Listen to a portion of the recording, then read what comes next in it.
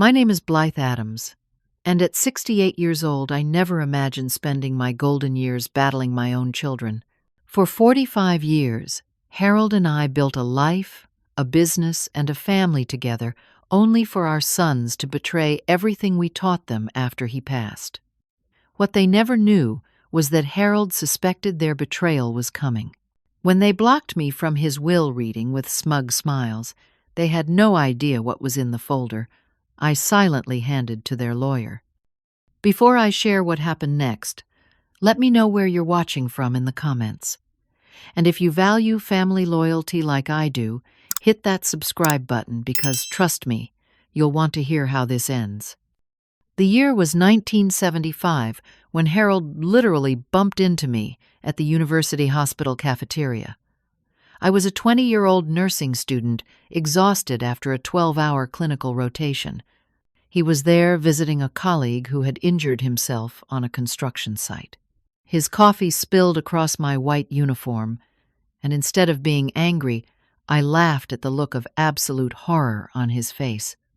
3 weeks later, we had our first date, and 6 months after that, we were married in a small ceremony at my parents' modest home in Springfield. We started our life together in a tiny one-bedroom apartment on the north side of Chicago. The walls were paper-thin, the heating unreliable, and the neighbors loud, but it was ours.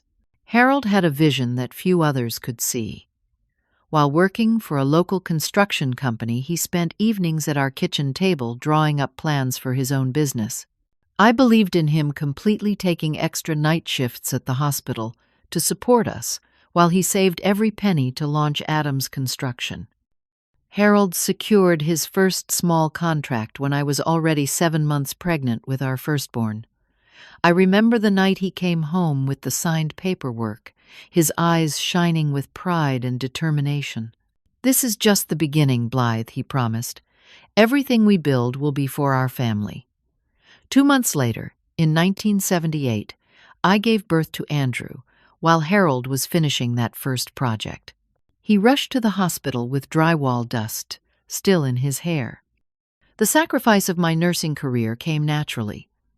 With Harold working 16-hour days to establish the business and a newborn demanding constant attention, something had to give. "It's just temporary," Harold assured me. But we both knew my role supporting our family dream was equally valuable, even if it didn't come with a paycheck. I became the backbone of our home, allowing Harold to pursue the vision we both believed in. By the time Thomas arrived in 1981, Adams Construction had secured its first major commercial contract. We celebrated by purchasing a small plot of land just outside the city. Over the next year, Harold built our first real family home with his own hands, often working weekends while I brought the boys to watch their father create something magnificent from nothing but raw materials and determination. Our family traditions formed naturally during those busy years. Sunday dinners were sacred no matter how hectic the schedule became. Every summer we rented the same cabin by Lake Michigan for 2 glorious weeks of swimming, fishing, and disconnecting from the demands of a growing business.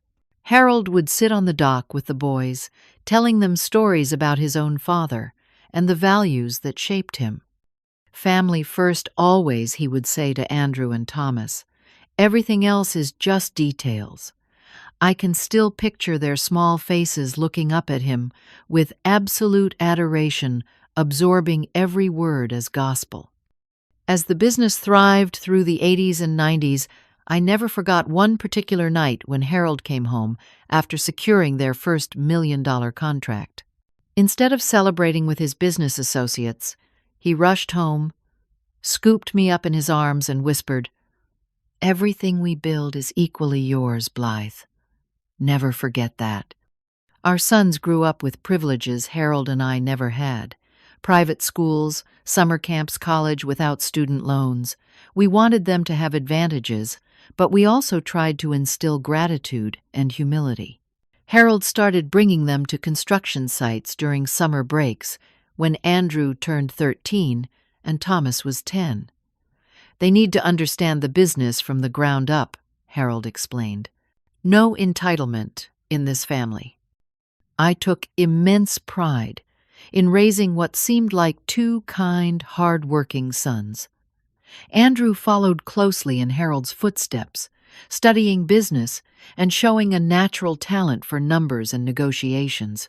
Thomas, more creative and personable, developed skills in architecture and client relations. Together they seemed perfectly positioned to eventually take over the family business that Harold and I had sacrificed so much to build. The family expanded when Andrew married Penelope in 2003.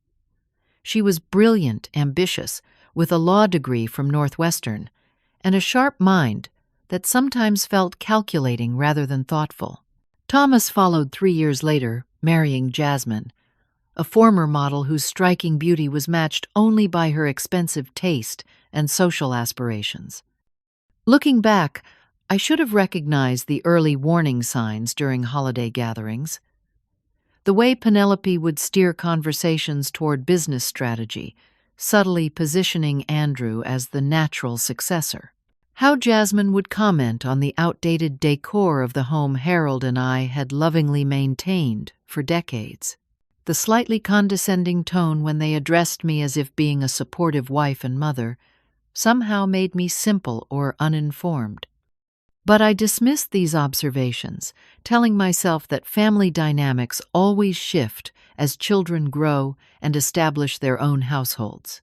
How could I possibly predict that the boys we raised with so much love would eventually try to erase me from the legacy Harold and I built together? The first unmistakable sign that something was changing came during Harold's 70th birthday celebration. We hosted a large gathering at our home with friends, extended family, and key business associates in attendance. During the toast, Andrew and Thomas announced they would be taking larger roles in the company, with Harold finally able to relax and enjoy the fruits of his labor. Their words seemed thoughtful on the surface, but Harold's expression flickered with something I recognized as uncertainty. He recovered quickly, smiling and thanking them, but later that night he seemed unusually quiet. "They didn't even mention your contribution to building the company," he muttered as we prepared for bed. I dismissed his concern, suggesting he was being oversensitive. "They're just excited about the future," I assured him. If only I had paid more attention to his instincts. Over the following months, I noticed a gradual shift in how our sons addressed me during family gatherings. At Sunday dinners, which we still maintained as tradition business discussions that once included me, now happened after I left to prepare dessert. When I returned and attempted to join the conversation, Thomas would pat my hand and say, "Don't worry about this boring business talk, Mom," as if I hadn't spent 4 decades listening to and advising Harold on these very matters. One particularly memorable Sunday Harold brought up a potential new development project. I suggested looking into sustainable building materials, something I'd been researching extensively. Instead of acknowledging my input, Andrew turned to Harold and said, "That's an interesting perspective, but the margins would be problematic." Then he continued as if I hadn't spoken at all. Harold became increasingly quiet during these family events, deferring to our sons more frequently. When I questioned him privately, he would shrug and say, "They're the future of the company. Maybe their ways are better for modern times." This from the man who had always valued my opinion on business matters, even when others in the industry dismissed the input of a mere wife. The behavior of my daughters-in-law shifted from politely respectful to subtly condescending. Penelope, with her legal background, began explaining basic business concepts to me during family conversations. "The liability issues are quite complex," she said during one dinner, speaking slowly as if addressing a child, "but essentially it means the company could be responsible for problems." This, after I had spent decades helping Harold navigate those very issues. Thomas started questioning my expenses and lifestyle choices. "Mom, do you really need to remodel the kitchen?" he asked, when I mentioned updating our 30-year-old appliances. "At your age, it seems like an unnecessary expense." I was only 65 at the time, hardly ready for a retirement home. The summer vacation, when everything became crystal clear, happened when Harold was 72. We rented a larger lake house to accommodate both sons and their wives. One evening, while retrieving a sweater from the deck, I overheard Andrew and Thomas talking on the porch below. "Dad's management style is completely outdated," Andrew said, his voice carrying clearly in the night air. "The company could be twice as profitable if he would step aside. He keeps consulting Mom on decisions as if she has any relevant experience," Thomas added, with a laugh that cut through me like a knife. "It's embarrassing in front of the board." Penelope says, "We need to start restructuring things before he makes any more sentimental decisions that could damage the company's value," Andrew responded. I retreated silently, my heart pounding. When I told Harold what I'd overheard, he sighed heavily, but didn't seem surprised. "I've noticed things changing at the office," he admitted. "They've been excluding me from certain meetings, claiming they don't want to burden me." That fall, Harold developed heart problems. Nothing immediately life-threatening, but concerning enough for his doctor to recommend reducing stress and simplifying his life. Our sons immediately used this as an opportunity to suggest Harold simplify his affairs for health reasons.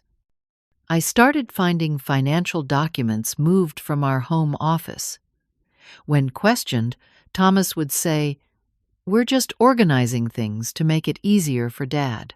But easier for whom exactly? Harold and I had always managed our finances together, with meticulous filing systems we both understood. Harold began having secretive meetings he wouldn't discuss with me. Initially, this hurt deeply, as we had never kept secrets in our marriage. Later, I would understand these meetings were for my protection, not exclusion. Whenever I tried to discuss my growing concerns with Harold, he would squeeze my hand and say, "You're not overreacting, but let me handle this my way." In retrospect, I wish I had pushed harder, asked more questions, demanded more transparency about what he suspected was happening. The exclusion became more blatant when I was uninvited from the company's 30th anniversary celebration. "It's really just for current employees," and board members, Andrew explained when I questioned the change in plans. "We wouldn't want to bore you with all the business talk." This despite the fact that I had helped plan every company milestone event for 3 decades. Our sons began scheduling medical appointments for Harold without consulting me, often arranging to take him themselves. "No need to trouble yourself," Mom, Thomas would say. "We've got it handled." As if caring for my husband of over 40 years was suddenly a burden rather than my chosen role. The isolation grew as family dynamics shifted. Friends who had been close to Harold and me for decades gradually stopped calling or visiting. Later, I would discover our sons had told several people I was becoming forgetful and needed space to adjust to Harold's health issues. None of it was true, but it effectively cut me off from our support network at a crucial time. Harold's anxiety about the future became uncharacteristic and concerning.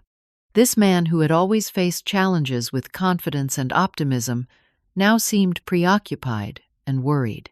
"Promise me you'll be careful, Blythe," he said one night. "Not everyone has your best interests at heart." At the time, I thought he was speaking generally. I had no idea he was trying to warn me about our own children. The discovery of Harold's private notebook happened by accident. While searching for a missing reading glass case in his desk drawer, I found a small leather journal I'd never seen before.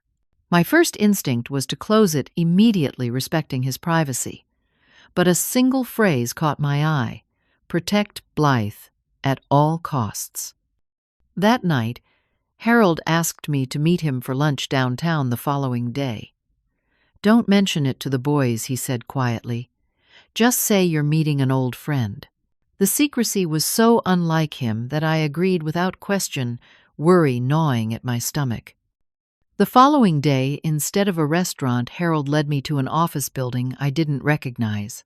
On the 14th floor, we were greeted by a distinguished woman in her 50s who introduced herself as Patricia Newman, attorney at law. Her firm specialized in estate planning and trusts. She explained, completely separate from the firm that handled all Adams Construction legal matters. Once the door closed behind us, Harold's demeanor changed. The hesitant, almost fragile man he'd become in recent months disappeared, replaced by the decisive, clear-eyed husband I'd known for decades. "I need to tell you what's been happening, Blythe," he said, taking my hand across the polished conference table. "And then we need to act quickly." What followed was a confession that shattered my world. For months, our sons had been manipulating Harold at the office, gradually positioning themselves to take control of the company we had built together. They had been excluding him from critical decisions, meeting privately with board members, and restructuring departments without his full knowledge. "They think I don't notice," Harold said, his voice steady but pained. "They think the heart condition has made me oblivious or too tired to fight back. But I've been documenting everything." He revealed their most disturbing betrayal, multiple attempts to convince him to change his will. Andrew brought in papers 3 different times, claiming they were routine updates to company documents that needed my signature. When I actually read them, they were attempts to modify my estate plan, removing you as primary beneficiary and giving company control exclusively to them. Patricia explained that while Harold had always intended for our sons to take over the business, eventually his plan had included protections for me, ensuring I would remain financially secure and maintain a significant ownership stake. Our sons were apparently trying to circumvent these protections. "That's why we're here," Harold continued. "I've created a separate trust for you that exists outside the will. They won't know about it until after I'm gone, and by then it will be too late for them to contest it." Over the next hour, Patricia outlined the details of the trust Harold had established. He had quietly moved significant assets out of the estate that would be controlled by the will, our vacation properties in Michigan and Florida investment accounts he'd established decades ago. The art collection we had carefully built over 30 years of marriage and substantial life insurance policies with me as sole beneficiary. "The company itself will still be addressed in the will," Harold explained. "But even there, I've ensured your interests are protected through a special voting share structure. The boys think I've agreed to their succession plan, but they haven't read the fine print." In the weeks that followed, Harold and I made secret trips to our bank vault and meetings with a second attorney to ensure all documentation was in order. Harold insisted on recording conversations with our sons when they discussed company matters, particularly when they made comments dismissing my role or suggesting Harold reduce my involvement in financial decisions. As Harold's health continued to decline, the urgency of our preparations increased. "I hope none of this is necessary," he told me during one private moment in our garden, away from potential listening ears. "I hope they come to their senses and remember the values we taught them, but if they don't, you'll be prepared." During one particularly emotional conversation about our 45 years together, Harold reminded me of all we had weathered: the near bankruptcy, in 1983 the loss of my parents within months of each other, his brother's betrayal in a business deal, and countless other challenges. "We've never been defeated, Blythe," he said, his eyes fierce, despite his weakened condition. "And I won't let them defeat you when I'm gone. Promise me you'll stand strong if they try to take advantage." Through tears I promised. The final documentation was prepared and secured in a safety deposit box only I could access. Harold gave me specific instructions about where to find keys and access information hidden in a compartment in my sewing room, a place our sons never entered. "Everything you need is in that folder," Harold assured me.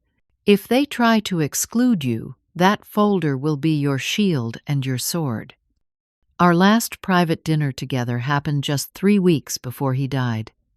Despite his weakening heart, Harold insisted on taking me to the small Italian restaurant where we had celebrated our first anniversary.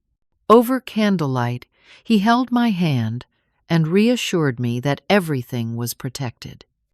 "They may think they're clever," he said with a sad smile that broke my heart, "but they don't know what real love means. They don't understand that everything I've ever done, every brick laid and contract signed, was because of you and for you. Without you, there would be nothing for them to fight over." I didn't know it then, but those words would sustain me through the darkest days ahead. The call came at 3:17 in the morning. Harold had suffered a massive heart attack in his sleep. I found him unconscious, barely breathing, and called 911 with shaking hands. The paramedics arrived within minutes, working efficiently to stabilize him before transport. I threw on clothes, grabbed my purse, and followed the ambulance to Northwest Memorial Hospital, praying the entire 18-minute drive. By the time I reached the emergency department, I was shocked to find both Andrew and Thomas already there, despite living much further from the hospital than our home. Later, I would wonder how they arrived so quickly, unless they had been alerted before me. But in that moment, I was simply grateful not to be alone. That gratitude evaporated quickly. As I moved toward the treatment area where Harold had been taken, Andrew stepped directly into my path.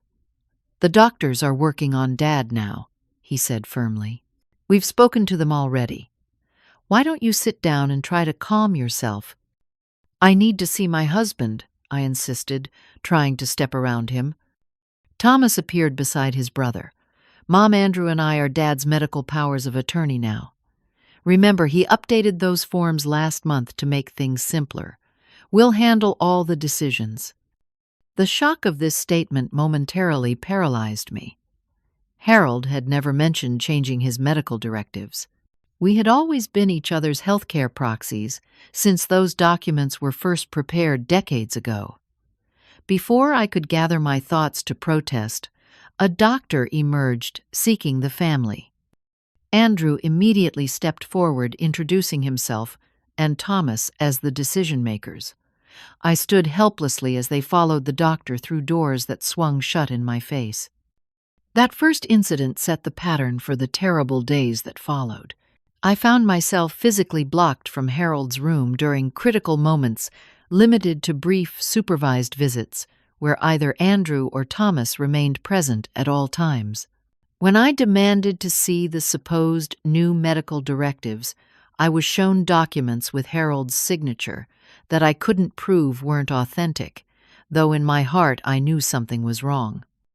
During a confrontation in the hospital cafeteria, I demanded to know why they were controlling access to their father. "Dad specifically asked us to manage things this way," Andrew stated coldly. "He was concerned about your emotional state affecting his recovery." Thomas, always slightly more diplomatic than his brother, added, "We're just following his wishes, Mom. He wanted to protect you from the stress of difficult medical decisions."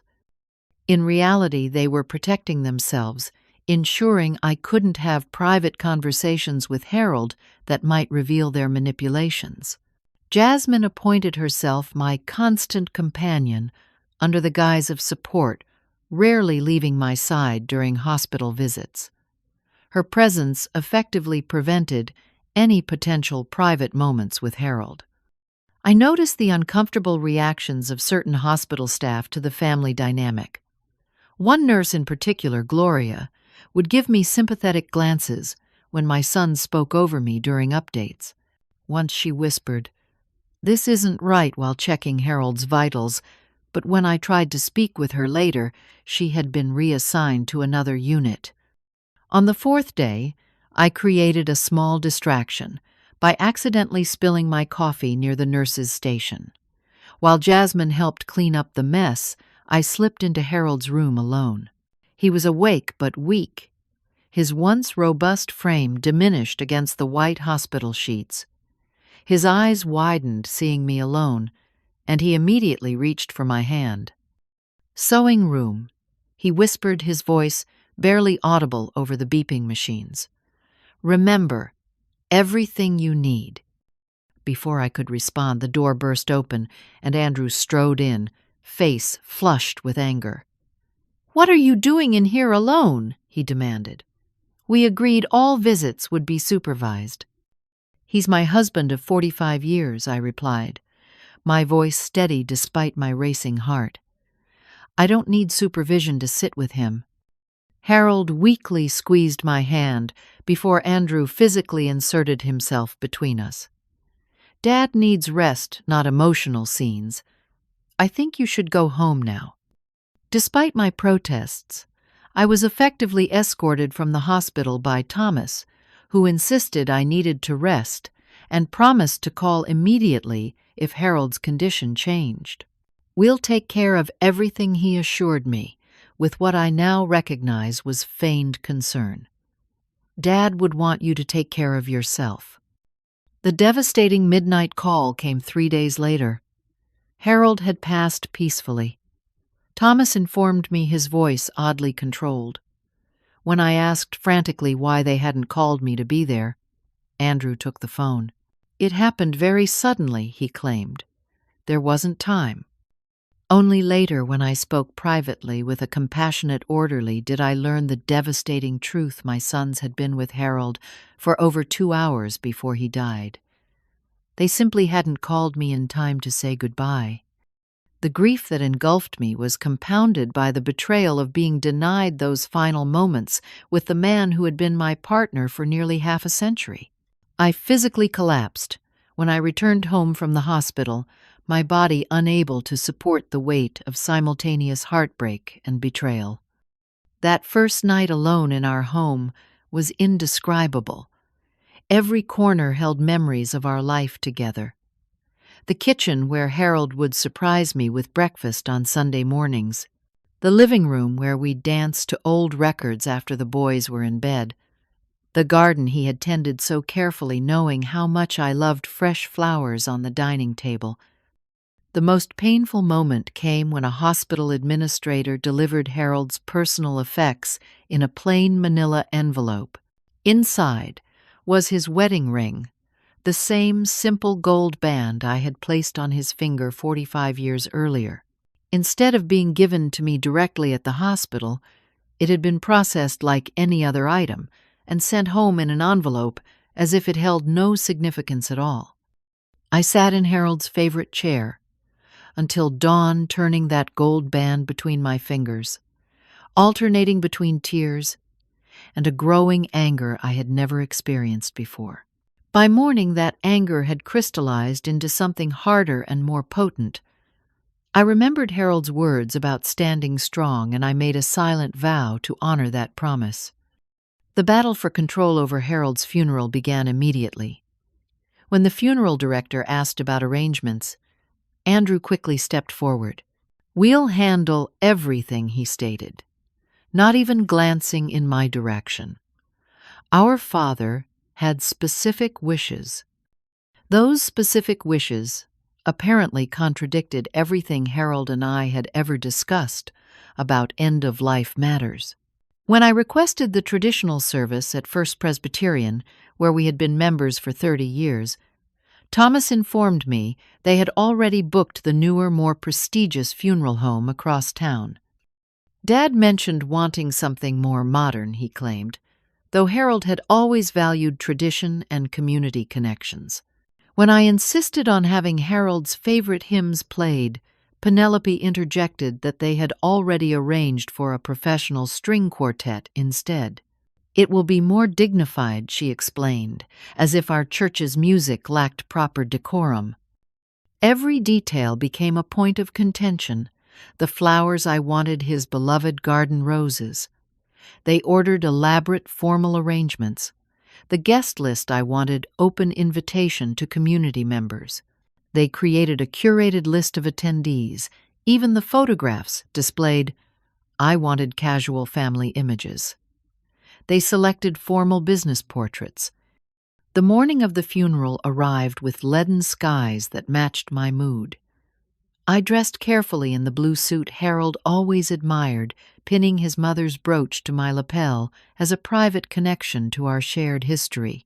When the limousine arrived to transport the family, I was surprised to find Penelope had arranged the seating so that I rode with her rather than with my sons. Arriving at the funeral home, I was shocked by the small gathering. Many faces I expected to see were absent. Friends who had shared holidays with us for decades, neighbors who had watched our boys grow up, colleagues who had been with the company since its earliest days. Later, I would discover many hadn't been notified of Harold's passing at all, while others had been told the service was family only. The final humiliation came when I was directed to sit in the second row, while Andrew Thomas and their wives occupied the front row seats traditionally reserved for the spouse of the deceased. "We thought it would be easier for you," Jasmine explained, with false sympathy. "You won't have everyone watching you this way."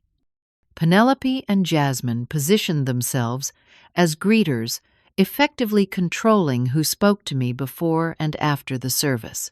I overheard Andrew telling Harold's oldest friend that Mom isn't handling things well, and suggesting he keep conversations brief and positive. The most painful moment came when I attempted to approach Harold's casket for a private moment of goodbye. Thomas appeared instantaneously at my side, taking my elbow in a grip that appeared supportive but actually served to control my movements. "Let me help you, Mom," he said loudly enough for others to hear. "The doctor said we shouldn't let you get too emotional." No such doctor existed, nor had any medical professional suggested limiting my grief. But the strategy worked effectively, creating a narrative that I was somehow too fragile to be trusted, with my own emotions justifying their constant interference and control. When the minister announced it was time for family tributes, both my sons and their wives spoke about Harold's business legacy and community contributions. When I rose to speak about the man I had loved for nearly 5 decades, Andrew quickly stood and guided me back to my seat. "We discussed this," he whispered firmly. "The doctor thought it best you not speak today." I saw the confused looks from the few genuine friends who had managed to attend the uncomfortable whispers behind programs and hands. The public humiliation was complete. In the space of a 2-hour service, my sons had effectively erased my role as Harold's partner in life, reducing me to a fragile footnote in his story. The reception following the service felt like a business networking event rather than a gathering to honor a life well lived.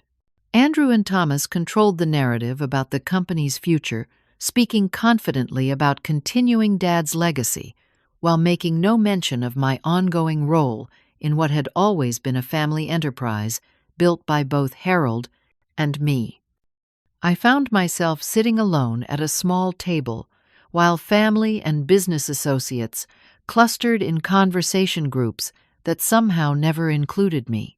The isolation was so complete, it almost seemed choreographed, which in retrospect it probably was. The one bright moment came when Martha Winters Harold's faithful administrative assistant of 25 years sat beside me briefly. "Under the guise of offering condolences," she whispered, "the will reading is scheduled for next Thursday at Wilson and Associates. I thought you should know since the boys haven't mentioned it." Her eyes conveyed volumes that her words could not in such a public setting. The drive home after burying my partner of 45 years should have been filled with memories and quiet grief. Instead, my mind raced with questions. Why hadn't I been informed about the will reading? What else were they planning without my knowledge? Upon arriving home, I went directly to my sewing room, a space Harold had insisted I maintain for my personal use, even when the boys suggested converting it to a home office years ago. "Every woman needs her sanctuary," Harold had said then, winking at me privately. Now I understood the additional purpose that sanctuary had served. In the false bottom of my old sewing basket, exactly where Harold had described, I found a small key. This opened the decorative wooden box on my highest shelf, which contained another key and a sealed envelope with instructions. Following these led me to a safety deposit box key and account information I hadn't known existed. Inside the safety deposit box was the folder Harold had prepared. I spent that night reading everything, understanding Harold's foresight, and planning my response to what would clearly be the next battlefield, the will reading, where my sons expected to claim their final victory over me. By dawn, grief had transformed into determined strength. Harold had given me everything I needed to fight back. As the sun rose over our garden, I made a silent promise to my husband that his final act of love would not be wasted. Thursday morning arrived with unexpected clarity. After days of emotional fog, I dressed with deliberate care, choosing Harold's favorite dress. A simple burgundy sheath, he had always said, brought out the warmth in my eyes. Around my neck, I fastened the pearl necklace he had given me on our 40th anniversary. "Like you," he had said then, "beautiful things that come from years of pressure and patience." The folder Harold had prepared was securely tucked into my handbag as I drove myself to the offices of Wilson and Associates. I had called ahead to confirm the appointment time, presenting myself as Harold's widow rather than mentioning my relationship to Andrew and Thomas. The receptionist had been surprised, but confirmed the 11 o'clock meeting. As I stepped off the elevator on the 12th floor, I spotted Andrew and Thomas immediately standing with their wives near the conference room door. Their expressions of shock at seeing me composed and confident gave me a small measure of satisfaction. Clearly, they had expected me to remain ignorant of this meeting entirely. Mom Andrew recovered first, stepping directly into my path. "What are you doing here?" "I've come for Harold's will reading," I replied, simply meeting his gaze steadily. Thomas moved to stand beside his brother, creating a physical barrier between me and the conference room door. "There must have been a misunderstanding," he said with artificial concern. "This meeting is only for the heirs named in the will." Andrew added, with barely concealed satisfaction, "Dad made his wishes clear about company succession. There's really no need for you to be here." I glanced past them to see Penelope and Jasmine exchanging smirks, clearly enjoying my public humiliation. Behind them, looking distinctly uncomfortable, stood James Wilson, Harold's attorney for the past 20 years. His eyes met mine briefly before looking away, suggesting he knew something was deeply wrong with this situation. For a moment I stood in stunned silence, the full impact of their betrayal washing over me. My own children were attempting to erase me from the final chapter of Harold's life, just as they had tried to erase me from his death and funeral. In that moment, I could almost hear Harold's voice from our last conversation. "Stand strong." "I understand completely," I said finally, my voice calm and measured, revealing none of the turmoil beneath. The confusion on my sons' faces at my apparent acceptance was almost comical. They had clearly prepared for protests, tears, or anger they could dismiss as emotional instability. My composed response left them momentarily speechless. Without another word, I reached into my handbag and withdrew Harold's folder, its contents organized exactly as he had prepared them. I stepped forward, and perhaps surprised by my confidence, my sons parted slightly, allowing me to approach James Wilson. I handed him the folder without a word, maintaining eye contact that I hoped conveyed the gravity of the moment. Puzzled but professional Wilson accepted the documents and began reviewing them while everyone watched in confused silence. The folder contained everything: trust, documentation showing the transfer of our most valuable personal assets, legal records of investment accounts established solely in my name deeds to properties. Harold had quietly moved out of the Crowd company holdings and into protected trusts, and most damning transcripts and recordings of conversations where my sons had discussed their plans to exclude me from the business and financial decisions. I watched Wilson's expression change from confusion to concern and finally to shock as he comprehended what he was reading. Having known Harold for decades, he understood immediately the careful planning that had gone into these arrangements. "What is that? What has she given you?" Andrew demanded, stepping forward to try to see the documents. Wilson looked up, his professional demeanor firmly in place, despite the obvious tension. "These appear to be trust documents and asset transfers executed by your father approximately 6 months ago," he explained. "According to these records, the majority of your parents' personal assets and several key real estate holdings were transferred to a separate trust with Mrs. Adams as sole trustee and beneficiary." "That's impossible," Thomas interrupted. "Dad would never do that without consulting us." "Actually," Wilson continued, "these transfers are all properly executed, notarized, and filed. They exist outside the will and take precedence over any provisions that might conflict."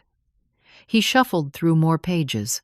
"There's also documentation here regarding a special voting share structure for company ownership that ensures Mrs. Adams maintains controlling interest in any major company decisions."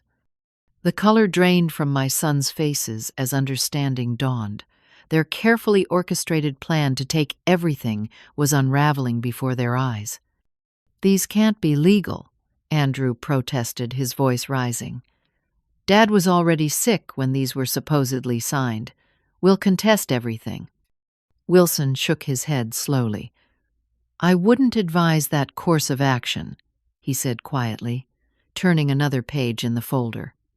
"There are also recordings here that would be problematic if made public during a legal challenge." Both my sons turned to me, their expressions transforming from confidence to shock to the beginnings of panic. In that moment, I saw them not as the grown men who had betrayed me, but as the small boys who had been caught misbehaving and now faced consequences they hadn't anticipated. "Harold always knew who truly loved him," I said simply, my voice steady, despite the emotions churning inside me. With that, I turned and walked toward the elevator, leaving them staring after me in stunned silence. Only when I was alone in my car did I allow the flood of emotions to surface. Tears came first, then strange bursts of almost hysterical laughter at the perfection of Harold's final plan. My phone rang repeatedly. First Thomas, then Andrew, then Penelope. I silenced each call, needing time to process what had just occurred. I drove without conscious direction, eventually finding myself at the small lakeside park where Harold had proposed 46 years earlier. Sitting on our favorite bench, I watched the water and felt for the first time since his death a sense of connection to him beyond grief. "You always were the smartest man I knew," I whispered to the wind off the lake. "Thank you for protecting me one last time." The road ahead would be challenging, I knew. Legal battles might still come, relationships would need to be redefined, and I would have to learn to navigate a world without Harold beside me. But in that moment, I felt something I had thought lost forever in the past terrible weeks' peace. The weeks following the will reading were chaotic. My phone filled with desperate voicemails and texts from Andrew and Thomas, alternating between angered disbelief and eventually awkward attempts at reconciliation. I responded to none of them taking the time I needed to consult with Patricia Newman about the legal road ahead. As Harold had predicted, the trusts and asset transfers were legally bulletproof. The boys' initial threats to contest everything quickly evaporated when their attorneys reviewed the documentation, and especially the recordings Harold had gathered. By the 1-month anniversary of his death, the legal proceedings confirmed my control of the trust and majority of our assets. What surprised my sons most was discovering the company ownership structure Harold had implemented in his final months. While they had expected to receive complete control, they instead learned that any major company decisions would require my approval as holder of special voting shares. Their independence would be limited, as long as I maintained those interests. Their tactics shifted dramatically once this reality set in. The angry demands gave way to transparent attempts at reconciliation. "We were just trying to protect the company," Mom Andrew claimed during an unexpected visit, I reluctantly allowed. "We thought it was what Dad would want." Thomas took a different approach. "We were under so much stress watching Dad decline," he explained during a carefully orchestrated lunch meeting. "We made mistakes. We deeply regret. Can't we start fresh for Dad's sake?" I listened to these overtures with new clarity, recognizing the manipulation tactics I had previously missed. The loving sons I thought I had raised were revealed as strategic actors, adjusting their performances based on what they thought would work to achieve their goals. After careful consideration and consultation with trusted advisors, I made the decision that brought me the most peace I would sell: my controlling interests in Adams Construction to outside investors who had been courting the company for years. The substantial proceeds from this sale, combined with the assets Harold had already secured for me, ensured my financial independence for the rest of my life. My sons were furious when I announced this decision, finally dropping their reconciliation act. "You have no right to sell Dad's legacy," Andrew shouted during our final business meeting. "It was our legacy," I corrected him calmly, "and this is my decision." With my newfound financial freedom, I established the Harold Adams Memorial Foundation, focused on heart disease research and support for widows facing financial exploitation. The foundation became my purpose, transforming my pain into meaningful action that would help others. I sold our family home with its complicated memories and moved to the lakeside property Harold had quietly purchased years earlier. My sons hadn't even known it existed until the trust documents revealed it, which made it feel like a private gift from Harold, untainted by recent betrayals. In my new community, I built friendships with neighbors and local organizations. For the first time in decades, I was known as Blythe, rather than Harold's wife or Andrew and Thomas's mother. The freedom to define myself on my own terms was unexpectedly liberating.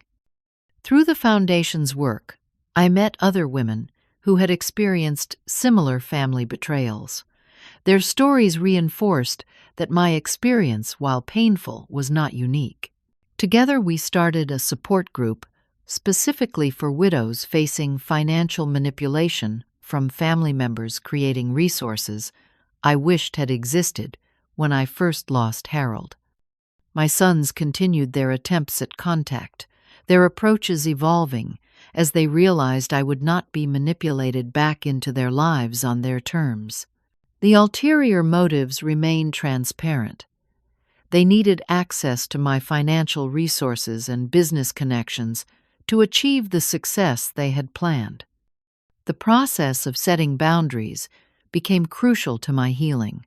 With Patricia's guidance, I established clear parameters for any contact: no discussions of money or business, no manipulation or guilt tactics, respectful treatment at all times. Each violation resulted in 1 month of no contact, a consequence I enforced without exception. I came to understand that genuine forgiveness did not require allowing harmful people continued access to your life. Forgiveness was an internal process of releasing bitterness, not an external invitation for further exploitation. This realization freed me from the obligation I had felt to reconcile simply because they were family. 1 year after Harold's death, I agreed to a family dinner at a neutral restaurant with clear expectations communicated in advance. The power dynamic had shifted completely. I arrived confident and self-possessed, no longer the grieving widow they had tried to manipulate and control. The change in my daughters-in-law was particularly striking. Penelope, once condescending and dismissive, now addressed me with careful respect. Jasmine, who had previously ignored my presence except to criticize my choices, suddenly found many compliments to offer about my appearance and new home. During that dinner, Andrew pulled me aside for a private conversation. "I understand now what Dad was trying to protect," he admitted, looking genuinely remorseful for perhaps the first time. "We got caught up in the business and forgot what really matters. I know I can't undo what we did, but I hope someday you can forgive me." Thomas struggled more with the new reality, maintaining that they had only done what was necessary for the company. His inability to acknowledge the hurt they had caused made meaningful reconciliation impossible for now, though I left the door open for future growth. My emotional journey through grief encompassed not just the loss of Harold, but also the loss of the family relationships I had believed in. There were still days when the pain felt overwhelming, moments when a memory would trigger tears without warning. But increasingly, there were also days of genuine joy and purpose. I found healing through sharing my story first with my support group and eventually with wider audiences through the foundation.